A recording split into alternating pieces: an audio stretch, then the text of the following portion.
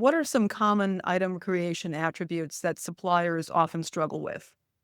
So there are two common attributes during the item creation process that we'd like to talk about today.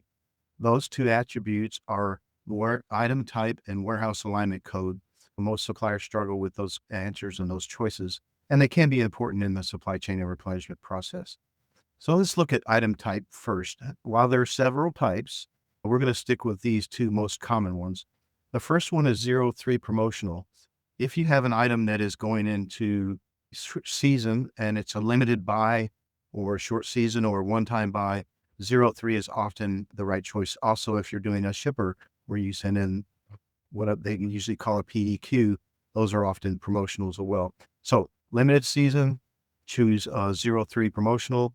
If you're going in as a replenishable item, you would choose 20 warehouse.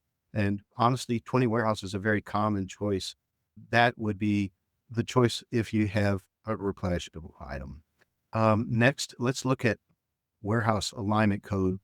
This one happens, in my opinion, to be a slightly more important than the item type. As they've evolved, it seems like item type it's become less and less critical. But warehouse alignment code, definitely, you need to have the right choice there. And there's an overwhelming 54 choices in that drop down.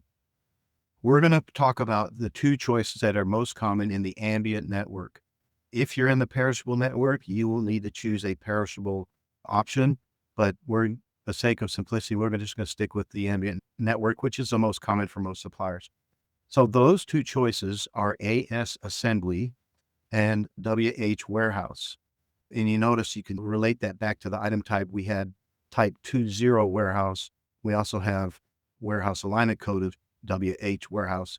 So they're kind of feel like they're connected, and they are. What is assembly? Assembly is exactly the same word as cross stock. Many of you have probably heard the word cross stock. I go in one door at the DC and I go straight out to the next door to an outbound truck. That is what they call crossing the dock. So if you have product that's going in one door and out the other, which is common, you would choose AS assembly. If you have an item that is going into a DC that's going to have a palletized slot, then you would choose that option, which is WH warehouse. That is not a common option. Most people will choose assembly, but there are some options where if you have a high velocity, high selling item, warehouse is a great option because it allows you to palletize your product into the DC, and then the stores get to pull that product from the DC nightly simply because there's high volume. Also, if you're in the perishable network, you would always be a warehouse. You would always have a slot in the DC.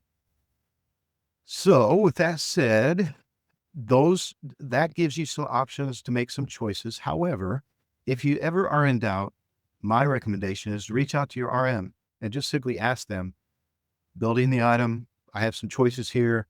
Would you recommend one over the other, or do you have a different recommendation? It's always better to get that feedback from that RM if you can get that feedback. And once you make that decision and you build that item, just keep in mind that that particular attribute is locked out from suppliers. So if you do make a wrong choice, it has to be corrected by Walmart. And that's not something we always want to have to rely on. So make the right choice the first time. And with that said, pet peeve of mine, when you're in the item creation environment, there are no do-overs. There are, but go into it with the option. There are no do-overs. It must be done with precision and accuracy.